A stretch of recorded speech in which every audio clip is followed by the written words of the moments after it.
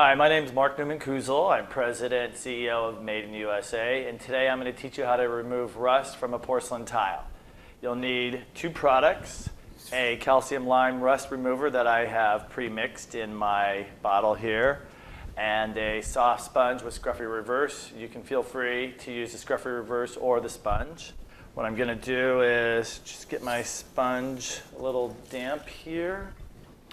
Spray some of my mixture onto the porcelain tile. I'm going to move it into or above the sink, so if any rust or yucky water gets in there, I'm going to put some elbow grease into that. Rub real hard.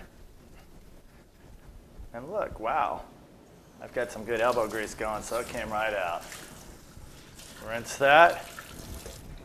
And that is how you remove rust from a porcelain tile. I'm Mark Newman-Kuzel with Made in USA.